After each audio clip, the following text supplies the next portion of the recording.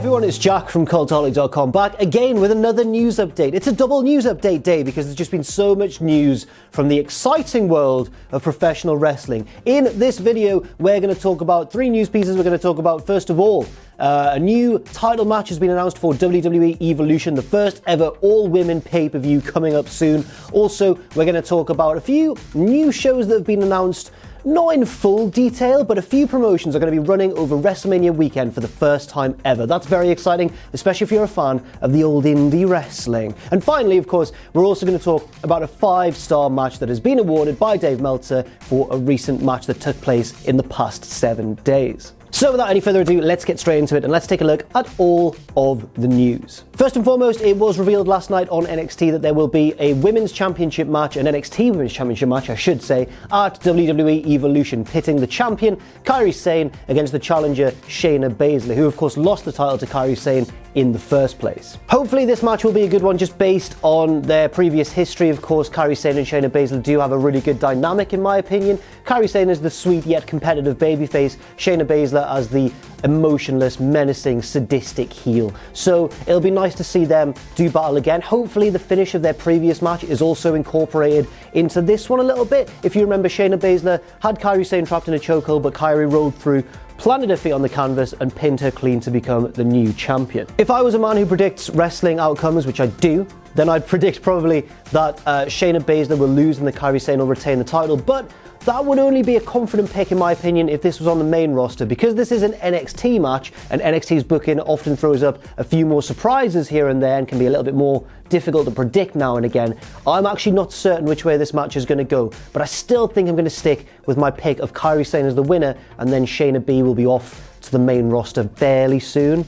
Probably. Of course, that won't be the only title match on the Evolution card. There's also going to be a Raw Women's Championship title match, a SmackDown Women's Championship title match, and an NXT UK Women's Championship title match, but we don't know the competitors yet. Of course, you'd expect Ronda Rousey, the current Raw Women's Champion, and Becky Lynch, the current SmackDown Women's Champion, to compete if they don't lose their belts before then. In other news, according to today's Wrestling Observer newsletter, it seems as though next year's WrestleMania weekend in New York/New Jersey will feature some first-time appearances from certain indie promotions. Over the past sort of 2 or 3 years, WrestleMania weekend has become a massive indie wrestling party where all sorts of promotions congregate on whichever city WrestleMania happens to be held in. You can expect to see the usuals this time around from the likes of Evolve, potentially Progress, I guess, are going to be doing a show there. I'm not actually certain on that one, but you'd expect the usual figures to be cropping up. Ring of Honor, for example, will probably do something. And there's going to be a WWN Super Show, but WWN has also invited a few more promotions in under its banner to put on specific individual shows for those indie promotions. And there are some exciting names to report. The first big name is WXW, Germany's biggest wrestling promotion,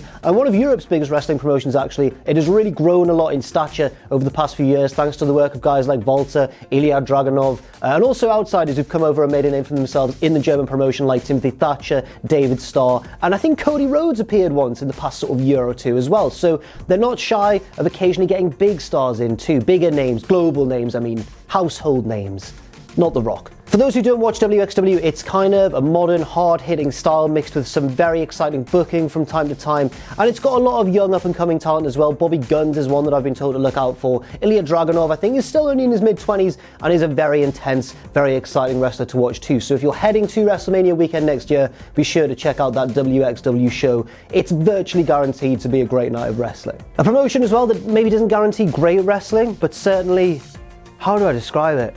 A spectacle.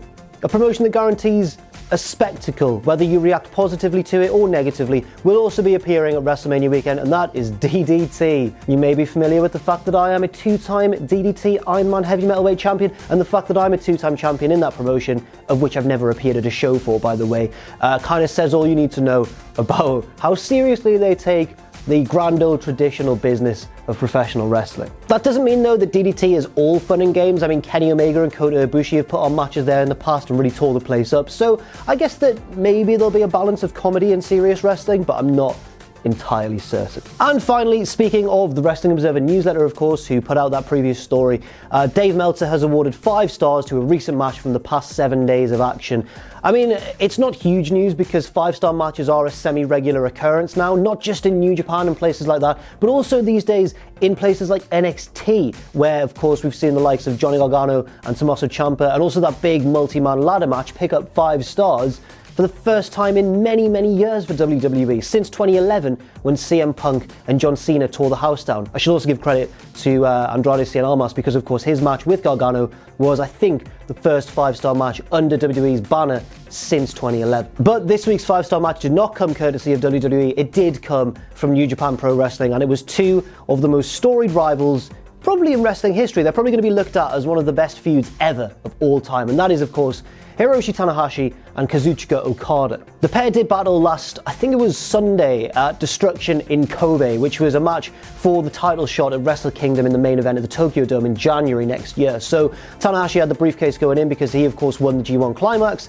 Kazuchika Okada was trying to wrench that from him, and in the end, ultimately, well, no, you know what? I won't spoil the result. Go and watch it if you haven't already, if you've got New Japan World, because it's a really, really good match, and I think perfectly deserving of its 5 stars. Not the only 5-star match the pair have put on this year, even against each other, but I think their previous match actually got 5.5. So they're slacking a little bit. Pick it up, lads, come on. Laziness. And that's all for now. Thank you very much for watching this news video. I've been Jack from Cultaholic.com. Follow me on Twitter if you want to, at Jack the Jobber, and you can follow all of us generally at Cultaholic. And also, if you want to, you can check out our Patreon, patreon.com/Cultaholic. And never forget, of course, if you haven't already, to smash that subscribe button and to join us.